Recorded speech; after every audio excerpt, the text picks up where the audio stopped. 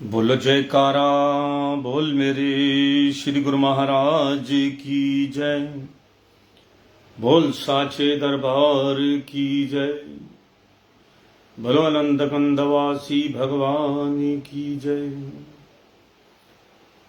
गुरु ब्रह्मा गुरु विष्णु गुरु शिव सर्वेश्वरा गुरु पार ब्रह्म स्वामी गुरुदेव महेश्वरा तमेव माता च पिता तमेव देव देव देव वंदो चरण सरोज गुरु मधुमंगलाकार जैसे वतन रोते हैं सागर से पार गुरु जी के सिमरन मात्र से नाशत विघ्न तासे सर परम में ध्यावत है सब संत। आप प्रकटे जगत में जीव का निस्तार ने शब्द नाव बनाई सुंदर जीव का को तारने नम्रता और दीनता से भेंट सतगुरु लीजिए मैं हूँ शरणागत तुम्हारो दास अपना। बोलो जयकारा बोल मेरे श्री गुरु महाराज जी की जय। आज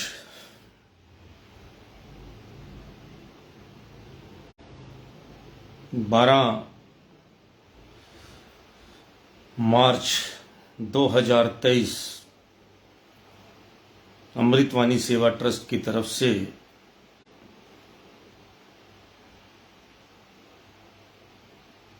अमृत वचनों को जरूर सुने, महापुरुषों का सत्संग सुने, दिल बाग बाग हो जाएगा।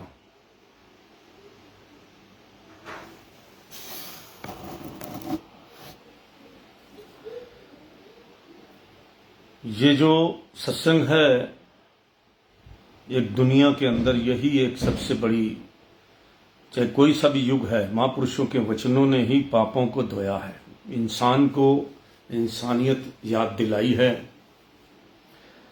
जो सत्संग में जाते हैं वो पाप करने से बहुत डरते हैं।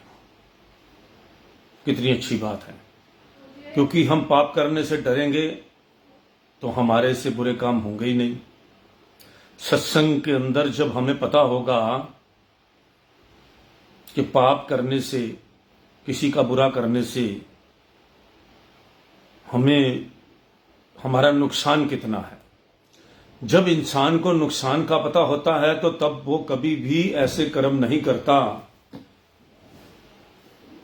और जब माया का पर्दा सिर्फ अपने आंखों पर चढ़ा होता है, दिमाग पर सद्बुद्धि खत्म होती है, जो सत्संग में नहीं जाते, सिर्फ भोगने के लिए संसार में आए हैं, भोग करने के लिए संसार में आए हैं और सिर्फ भोग को ही समझते हैं।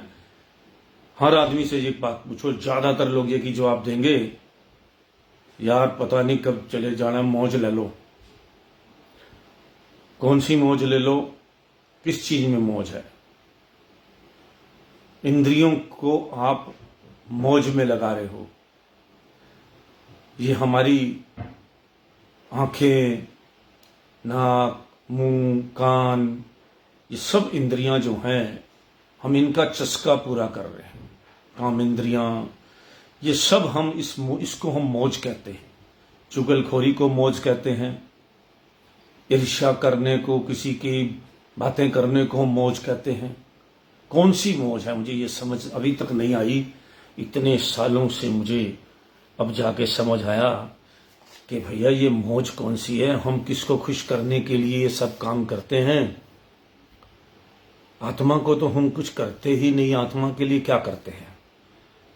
हम एक नहीं हैं, दो हैं, एक मन और एक आत्मा, एक शरीर और एक आत्मा। इस शरीर के लिए हम हर चीज का प्रबंध कर रहे हैं, खाना पीना पहनना सोना, जितना भी कुछ है इस शरीर को खुश कर रहे हैं। आंखों को ऐसी ऐसी चीजें देखते हैं मन के हिसाब से, तो हम बेसिकली मन को खुश कर रहे हैं। और आत्मा का भोजन क्या है?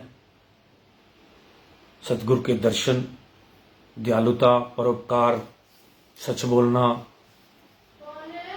ये सारी चीजें जो हैं, ये हमारे कानों में अगर सत्संग पड़ता है, उससे क्या होता है? हमारा मन साफ होता है। यही गंदी बातें हमारे जो है मन में, कुछ हम कानों से सुने गंदी बातें, हमारे ऊपर मैल का पर्दा चढ़ता है। तो इसी तरह हमारी सारी काम इंद्रियां जो हैं, आंखों से कुछ महापुरुषों के दर्शन करें, हमारी आत्मा खुश होती है। और यही हम पिक्चरों में कुछ और देखें, कुछ मार धाड़ देखें, कुछ और क्राइम देखें, कुछ, तो हमारी आत्मा मैली होती है और इनसे बचना बड़ा मुश्किल काम है, क्योंकि मन बहुत प्रभावशाली है, क्योंकि आत्मा को हमने प्रभावशाली बना ही नहीं रखा। और वो कैसे बनेगी आत्मा प्रभावशाली? जब हम मन का कहना ना मानकर महापुरुषों का कहना मानेंगे। और महापुरुषों का कहना मानेंगे तो ये मन ढीला होकर बैठ जाएगा, क्योंकि इसको समझ आ जाएगी कि भाई फिर वो अपनी चालें चलता रहे और वो उनकी चालों में आप कामयाब ना हो। हर काम सोचकर करें, ये सोचें कि हम खुश किसको कर रहे हैं। लोग कहते हैं हम बोर हो रहे हैं, चलो जी यहां चलो। अब बोर हो रहे हो तो उसका इलाज और भी है। आप एकांत में अपना प्रभु का नाम लें। आप प्रभु के, जब आपको यही बात महापुरुषों ने कही है, जो उन्हीं में से ही चुनकर आपको ये बातें बताते हैं। ये सत्संग उन्हीं का ही है कि जब मन को रस आने लग जाएगा नाम का, सिमरन का, तो फिर आपका मन घूमेगा नहीं, इधर उधर मुंह मारना बंद कर देगा, विष्टा चुगना बंद कर देगा, मोती चुगने लग जाएगा, हंस बन जाएगा, काले से सफेद हो जाएगा, कलर भी बदल जाएगा। और कौआ क्या चुगता है? इस कौए से हंस चुगेगा मोती। इसीलिए हमारे परमहंसों ने अपना निशान बनाया है परमहंस, हंसों का। ये हंस जो है वो विष्टा नहीं, वो मोती चुगते हैं। और जो हम परमहंसों की औलाद हैं, बच्चे हैं उनके, हंसों के बच्चे क्या चुगेंगे? वो भी मोती चुगेंगे। कौन से मोती? सत्संग के। हम परमहंसों के बच्चे हैं, हमें चुगना है सत्संग, मोती, जिससे हमारा कल्याण होगा, हमारे मन का कलर बदलेगा, सफेद हो जाएंगे, कौआ से हंस बन जाएंगे। एक आपने गुरुओं की कथा सुनी भी हुई है कि एक तालाब के अंदर वो किस तरह से निकलते हैं, वहां देखते हैं कि कौआ कैसे अंदर जाता है और फिर वो सफेद होकर हंस बन के निकलता है। उसका मतलब क्या होता है? गुरु ग्रंथ साहब जी में कथा है, अपने महापुरुषों की कथा है कि उस पानी के अंदर, जल के अंदर, उस तालाब के अंदर जब कौए जाते हैं, वो हंस बन के निकलते हैं तो उसका कोढ़ ठीक हो जाता है। इसकी ये उदाहरण है। और ओरिजिनल बात क्या है कि सत्संग के अंदर से हम निकलेंगे, सत्संग को हम करेंगे, सत्संग को सुनेंगे, सत्संग के अपने गुरु मत का पालन करेंगे, तो हम क्या बन जाएंगे? हम बन जाएंगे हंस। और हम परमहंसों की ही औलाद हैं, हम परमहंसों के ही अनुयायी हैं। हमें उसी तरफ चलना है, तभी हम जो है इस संसार से हंस बनकर विदा होंगे। मोती चुग कर हमारे साथ क्या जाएगी? और हमें लेने कौन आएगा? हमारे को काल लेने नहीं आएगा, यमराज लेने नहीं आएगा, कोई डराने के लिए नहीं आएगा, कोई मरते टाइम हमारा मुंह गंदा नहीं होगा, हमारे चेहरे पर जो है रौनक, कैसे मरते हुए की भी हमें चेहरे पर ऐसे बैठ लगेगा जैसे हम खुशी में सो रहे हैं। मैंने खुद देखा है। हमारी माता जी नाम जपते हुए जब गई तो कितने डॉक्टरों को बुलाना पड़ा उनको डिक्लेयर करने के लिए कि इनकी डेथ हो चुकी है। उनके चेहरे पर इतनी मुस्कान, इतनी रंगत थी, वो भक्ति की रंगत जो होती है। जब आप अंदर से सफेद होंगे, न छल होगा, न कपट होगा, और जहां भक्ति होगी, जहां लोभ नहीं होगा, जहां लालच नहीं होगा, वो परमात्मा आपका ध्यान रखेगा, और जहां छल होगा, जहां कपट होगा, वहां परमात्मा भी आपसे दूर रहेगा। तो इसलिए महापुरुषों के जो है संगत में रहकर सत्संग के अंदर अपने आप को ध्यान लगाना चाहिए। गीता में भगवान श्री कृष्ण जी कहते हैं कि हे अर्जुन, इन आंखों से तू मेरा स्वरूप नहीं देख सकता। यदि वास्तविक स्वरूप को देखना चाहता है तो अंतर्दृष्टि से मेरे स्वरूप को देख। परमात्मा के दो स्वरूप हैं, निराकार और साकार। निराकार की ज्योति का दर्शन करने के लिए साकार सतगुरु का ध्यान करना जरूरी है, क्योंकि जब तक किसी वस्तु का आकार, रूप और रंग ही विदित नहीं, तब तक हम उन्हें कैसे देख सकते हैं। जैसे मानव के स्थूल शरीर में सूक्ष्म आत्मा का निवास है, परंतु इस स्थूल आंखों से आत्मा के दर्शन नहीं कर सकते। फिर भी आत्म दर्शन के लिए इन स्थूल आंखों से विवेक की सूक्ष्म आंख खोल सकते हैं। बाहरी जगत का प्रतिबिंब अंतर्मानस पर भी पड़ता है। परमात्मा निराकार अर्थात सूक्ष्म सत्ता से साकार स्वरूप के रूप में अर्थात स्थूल देह को इसलिए ही धारण करते हैं। अपने सतगुरु के हम दर्शन क्यों करते हैं? जब साकार प्रभु के दर्शन करेंगे तो भी निराकार उस ज्योति के दर्शन कर पाएंगे। आपको पता ही नहीं कृष्ण भगवान जी कैसे हैं, आपको पता ही रामचंद्र जी का स्वरूप क्या है, तो आप किसके ऊपर, आपको पता ही नहीं कि मेरा बेटा कैसा है, आपको पता ही नहीं सेब होता कैसे है, तो आप कैसे बताएंगे कैसा होता है? किसी चीज को पहले उसको साकार रूप में देखना पड़ता है, साकार रूप से फिर हम उससे प्यार करते हैं, तब हमें निराकार की प्राप्ति होती है। महापुरुष क्या समझाते हैं? आपने एक प्लॉट खरीदा तो जमीन तो मिली साकार रूप में, और उसका आसमान जो है खाली, उसके ऊपर आप कितनी मंजिल बनाते जाओ, तो वो निराकार प्रभु की तो ऑटोमेटिक मिल गया। जब साकार की भक्ति करोगे तो निराकार के दर्शन होंगे ही होंगे। परमात्मा निराकार अर्थात सूक्ष्म सत्ता से साकार सतगुरु के रूप में अर्थात स्थूल देह को इसलिए ही धारण करते हैं कि स्थूल रूप की ज्योति के ध्यान से सूक्ष्म ज्योति को भी देखा जा सके। जब सतगुरु के स्थूल रूप की पावन ज्योति हृदय में जग जाती है तो परमात्मा की ज्योति के भी दर्शन हो जाते हैं, पता नहीं लगता। मगर जब हम प्रभु का सिमरन करते हैं, नाम जपने वालों को पता होगा कि उनके शरीर के अंदर उनको खुद पता लगता है कि हमारे शरीर में कुछ भगवान की हम अंशी हैं, कुछ प्रभु का आपको अपने आप कुछ अंदर से अनुभव होने लग जाएगा। नाम जपने वाले ही इस बात को अनुभव कर सकते हैं। तो परमात्मा की ज्योति की भी दर्शन हो जाते हैं। परम संत श्री कबीरदास जी फरमाते हैं, मूल ध्यान गुरु रूप है, मूल पूजा गुरु पांव, मूल नाम गुरु वचन है, मूल सत्य सत्य भाव। अर्थात यदि परमात्मा की ज्योति को देखने की अभिलाषा है तो सतगुरु का ध्यान ही मूल मंत्र है। उपासना के लिए सतगुरु के चरणों की सेवा मूल मंत्र है। नाम जपने के लिए सतगुरु के श्री वचनों के अनुसार अपना जीवन बनाना ही मूल मंत्र जाप है। और सच्चाई एवं विश्वास से सब काम करना ही परमात्मा को पाने का मूल मंत्र है।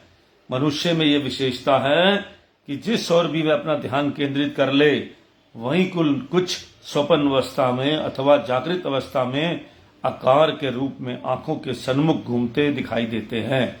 जब संपूर्ण ध्यान केंद्रित कर दें तो वही आकार वास्तविक रूप में स्पष्ट दिखाई देने आरंभ हो जाते हैं। यहाँ तक कि कई बार तो एक रूपता की स्थिति भी बन जाती है।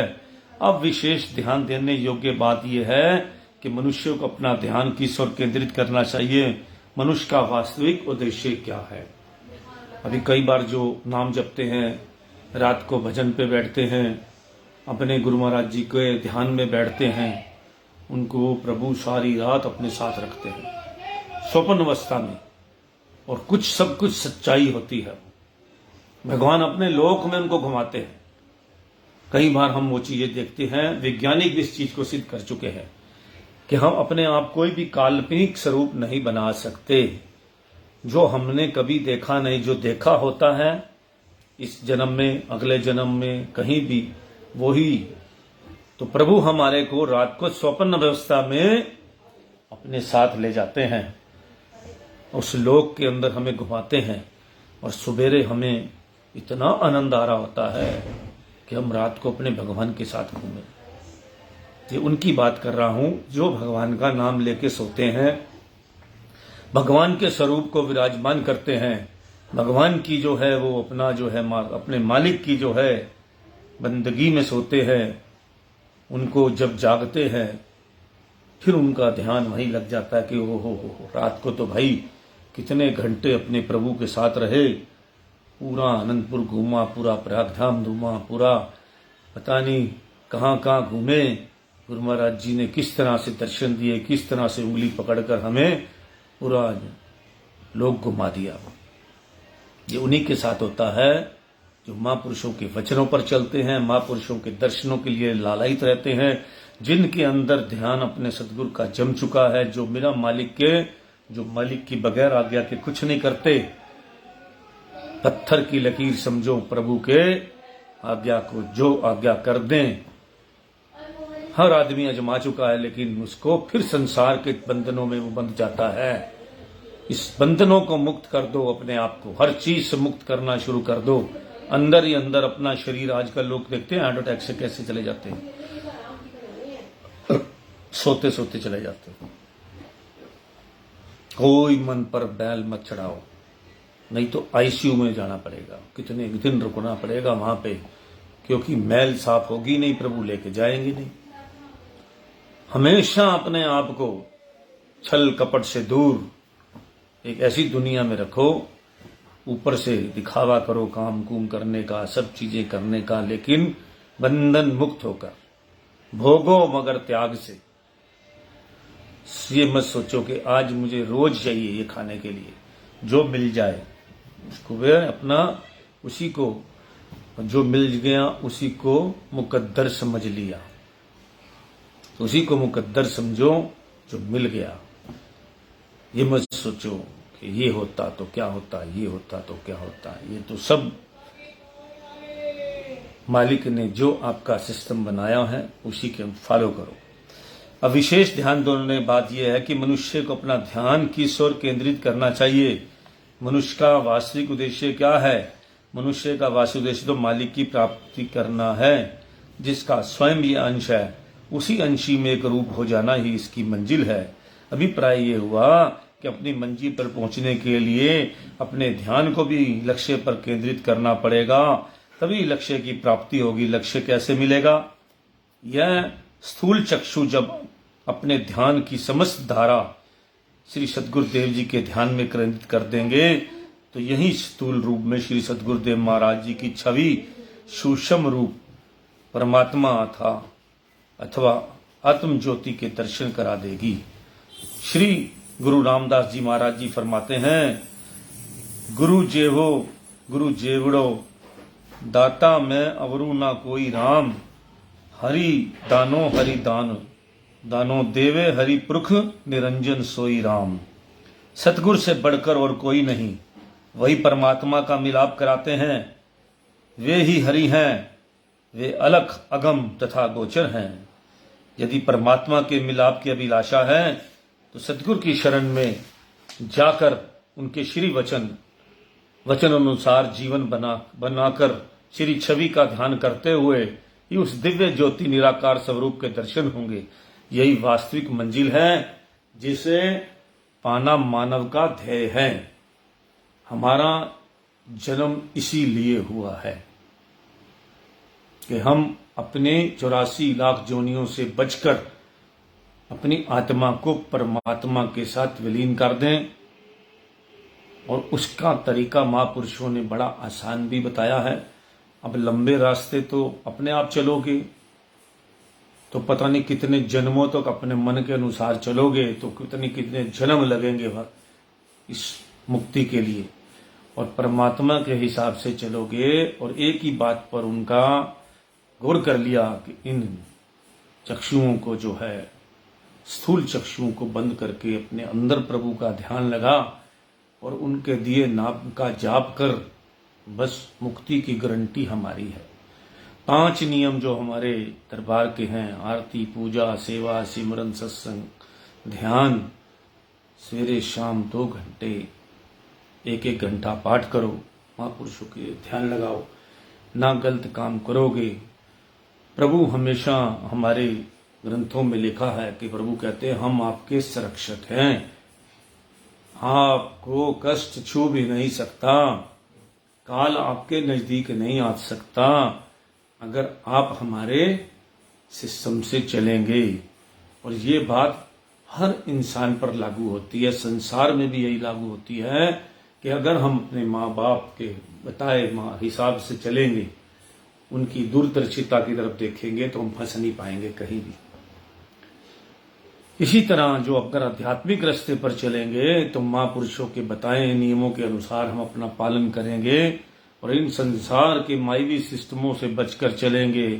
इस टाइम तो पसारा ही पसारा है, चारों तरफ सुंदरता का पसारा है, चारों तरफ जो भौतिक सुखों का पसारा है, हर चीज इंसान को जो मिल रही है वो सब ऐसे ही, तो कैसे कल चलेगा काम। तो इसलिए महापुरुष फरमाते हैं जिस प्रकार शिक्षा प्राप्त करने के लिए शिक्षक की आवश्यकता होती है, इसी तरह रूहानी ज्ञान के लिए भी गुरु की नितांत आवश्यकता होती है। रूहानी पढ़ाई के लिए दृढ़ निश्चय और तीव्र इच्छा होनी चाहिए, क्योंकि आंतरिक ज्ञान प्राप्त करना कठिन है। इसमें जीव की अपनी बुद्धि का काम नहीं। वेद शास्त्र और भागवत गीता पढ़े जो कोई, 3 काल संतुष्ट मन, बिन कृपा गुरु कृपा ना होए।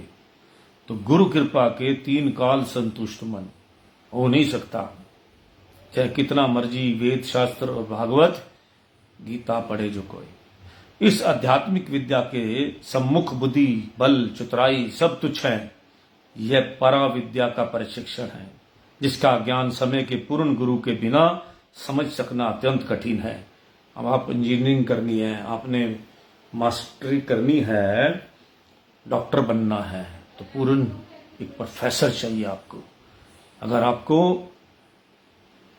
सर्जन बनना है तो आपको एक अच्छा सर्जन की जरूरत है, जो पूरी एक एक चीज समझा सके, एक एक शरीर के अंग को काटने का तरीका बताए और उसको सिलने का, जिससे कि ये शरीर जिंदा रहे। और बिना किसी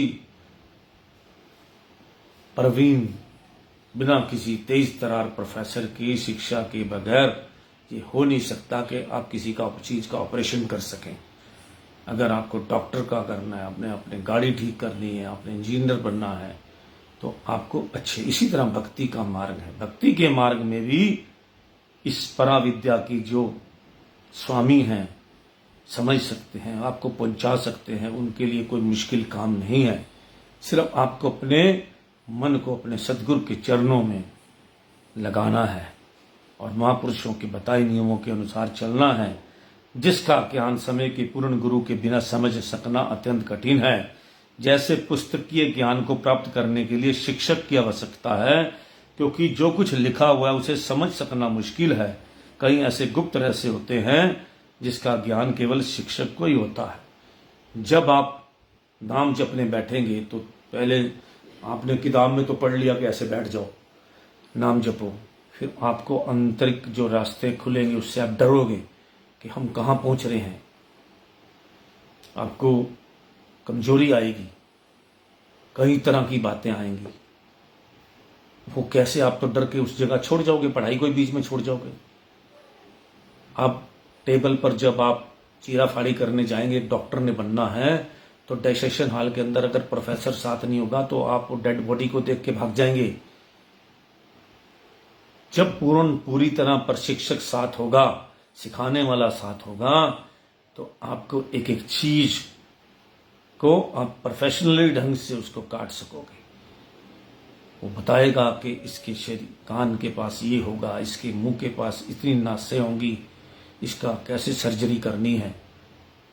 इसी तरह आप बैठ तो जाओगे पुस्तकी ज्ञान लेकर, पुस्तक की अपना किताब उठाई, और उसमें लिखा कि आप ऐसे बैठो और अपनी जो है उसको जगाओ, अपना ध्यान लगाओ, उसके बाद फिर आगे।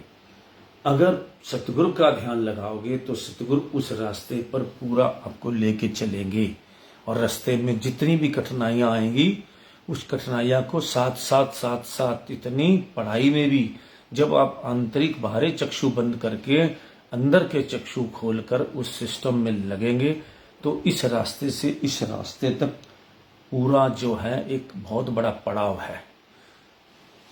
सहस्त्र कमल दल से शुरू होते हैं और सबको ज्ञान तो इस बातों का आता है, सभी को नाम भी पता है कि पिंड देश क्या है, ये है, आगे कहाँ बढ़ना है, उसके बाद क्या है, लेकिन करना किसी को नहीं आता। अनाद शब्द सुनना कैसे है, कौन से कान से सुनना है, उसके अंदर कैसे कैसे अनुभव होंगे, और उसके बाद आगे उसको प्रिकॉशन आपने कैसे लेनी है, जब तक प्रशिक्षक आपके साथ नहीं होगा तब तक आप सीख नहीं सकते।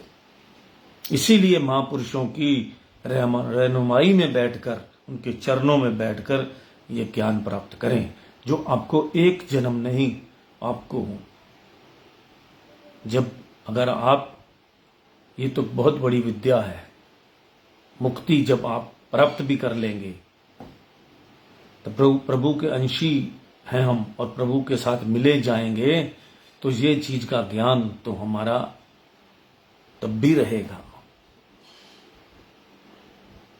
क्योंकि मालिक पता नहीं फिर कैसे दोबारा अपने महापुरुष हैं, कितने दुनिया में महापुरुष होते हैं, कितने तरह के जो हैं जन्म लेकर प्रभु अपनी ताकत से फिर किसको कहाँ कैसे ड्यूटियां लगाते हैं।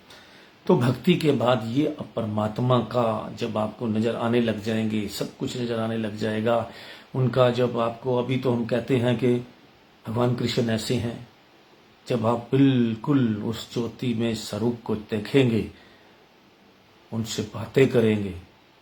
अभी तो दुनिया में लोग क्या कहते हैं कि देवी देवता, फोटो देखी आपने, देखे नहीं है देवी देवता, कुछ दिखता है कुछ उस लोक को, लेकिन जब भक्ति करेंगे तो उस लोक का सब कुछ आप देख पाएंगे, भूत भविष्य वर्तमान सब आपको नजर आएगा। इतनी बड़ी ताकत है इस पढ़ाई के अंदर। जैसे पुस्तकीय ज्ञान को प्राप्त करने के लिए शिक्षक की आवश्यकता है, क्योंकि जो कुछ लिखा हुआ है उसे समझ सकना मुश्किल है। कई ऐसे गुप्त रहस्य होते हैं जिनका ज्ञान केवल शिक्षक को ही होता है। उस एक ही रहस्य के समझ जाने पर संपूर्ण प्रश्न का हल सुगम हो जाता है। इसी प्रकार आध्यात्मिक ज्ञान की कुंजी पूर्ण गुरु के पास है। गुरु का वचन मानने से ध्यान आएगा, जब ध्यान आएगा तो आंतरिक विद्या की कुंजी हाथ आ जाएगी। परम संत कबीरदास जी फरमाते हैं, चल सतगुर की हाट, ज्ञान बुद्धि लाइए, कीचे साहिब से हेत परम पद पाइए।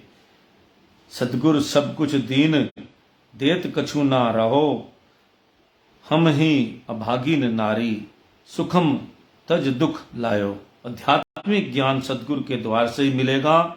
गुरु से नेह लगाकर परम पद की प्राप्ति होती है। शिष्य जब सतगुरु के अर्पण तन मन धन कर देता है तो सतगुरु भी उसको समस्त संपदाएं प्रदान कर देते हैं। महापुरुष जब आप उनकी तरफ चलते हैं तो फिर प्रभु भी आपसे कुछ छुपाए नहीं रखता, वो भी आपको ट्रांसपेरेंट बता देते हैं कि अब जो है पूरा हर सिस्टम को आपके हाथ में दे देते हैं। उनको पता लग जाता है कि अब ये भटकेगा नहीं, फिर प्रभु आपको उस सिस्टम को पूरा आपके सपुर्द कर देते हैं। परंतु जिन्होंने सुरती का संबंध सतगुरु के ध्यान से नहीं जोड़ा, वे सुख प्राप्त करने के स्थान पर दुख उठाते हैं। सोचने का विषय है कि लौकिक शिक्षा को ग्रहण करने के लिए कितनी कठिनाइयों का सामना करना पड़ता है। लौकिक शिक्षा का मतलब जो संसारी शिक्षा है, जो आपने कुछ बनना है, पढ़ाई लिखाई अपने बच्चों को कामयाब बनाते हो, उसको कितनी पैसा लगता है। स्कूल में नित्य नियम से पाठशाला में अध्यापक के अनुसार जीवन बनाना, विद्या प्राप्ति के लिए सुख आराम को निछावर करना पड़ता है। सवेरे 3 बजे उठ के पढ़ो, जब एग्जाम होते हैं तब कहीं वह लौकिक शिक्षा को ग्रहण करने का अधिकारी बनता है। फिर आध्यात्मिक शिक्षा के लिए यदि किसी कठिनाई का सामना करना पड़े तो कौन सी बड़ी बात है। अब एक आदमी 3 लैंग्वेज सीखता है, 4 लैंग्वेज सीखता है, अगर उसको एक लैंग्वेज और सीखनी हो तो उसके लिए समय निकालना पड़ता है, नहीं निकालना पड़ता। आजकल के स्कूलों में बच्चे फ्रेंच सीख रहे हैं, जर्मन सीख रहे हैं। अगर भक्ति को भी संसार के साथ रहकर सीखना है, जिसकी वजह से हमें दुनिया का हर चीज मिलनी है, वो अमूल्य चीज मिलनी है, तो अगर हम उसका भी एक गुरु बनाकर और हम उसका पालन करें सारी बात का, तो हमारे पास एक सबसे बड़ा धन जो साथ जाने वाला है वो हमें मिलेगा, उसकी प्राप्ति होगी। इस विद्या को प्राप्त करने के लिए तीव्र अभिलाषा, दृढ़ संकल्प की नितांत आवश्यकता है, क्योंकि सत्य रज तम गुणों से युक्त इस संसार में हर और माया का पसारा है। इसमें विचरण करते हुए जीव की बुद्धि मलिन हो चुकी है। जब तक सद्गुरु की कृपा ना होगी तब तक बुद्धि के मलिन आवरण नहीं उतर सकते। कितनी भी कुशग्र बुद्धि क्यों ना हो, परंतु पराविद्या को समझने में असमर्थ है। कितने ही साधन कर लो, फिर भी सद्गुरु की शरण में जाए बिना इस विद्या को प्राप्त करने में सफलता ना मिलेगी। परम संत श्री कबीरदास जी फरमाते हैं, केतिक पढ़ गुण पंच मुआ, जोग जग तप लाए, बिन सतगुरु पावे नहीं कोटिन करे उपाय। कितने भी वेद शास्त्र पढ़ लो, योग जप तप संयम साधन कर लो, परंतु सतगुरु के बिना इस रूहानी विद्या को समझना कठिन है। आध्यात्मिक आनंद, मानसिक शांति को पाने तथा आध्यात्मिक विद्या को ग्रहण करने वाले जिज्ञासु को श्रद्धा, विश्वास और प्रेम युक्त होकर सतगुरु की शरण में जाना अत्यंत आवश्यक है। सतगुरु की कृपा से ही सर्वोपरि है। संत सुंदरदास जी ने लिखा है, परमात्मम अरु आत्मा उपजा यह विवेक, सुंदर ब्रह्म ते दोए थे सतगुरु की वे एक। मनुष्य की बुद्धि पर पर्दा आया हुआ है कि आत्मा और परमात्मा दोनों अलग अलग हैं। संत सुंदरदास जी कहते हैं, सतगुरु की कृपा ने इस भ्रम को दूर कर दिया और ये दर्शा दिया कि आत्मा और परमात्मा एक हैं। आत्मा परमात्मा एक ही अंश है। वेदों तथा शास्त्रों में भी सतगुरु की महिमा को नेति उचारा गया है और आध्यात्मिक विद्या की खान कहा गया है। सतगुरु पराविद्या के स्वामी हैं। यदि इस ज्ञान की जरूरत है तो आध्यात्मिक पाठशाला में जाकर आंतरिक कपाट खोलने का ढंग सीखो और आत्मिक आनंद प्राप्त करो। आज हमें कितना बढ़िया सत्संग सुनने को, हमारे द्वितीय पातशाही महाराज जी का सत्संग था ये, और हमें कितना आज एक पूर्ण सतगुरु ने हमें, उनके वचनों को हमने कितने अच्छे ढंग से सुना। आप इसको दोबारा सुने और इसका पालन जरूर करें। इस पर जितना पालन करेंगे उतना ही आपको अच्छा लगेगा। जय सच्चिदानंद। राम राम। सत श्री अकाल।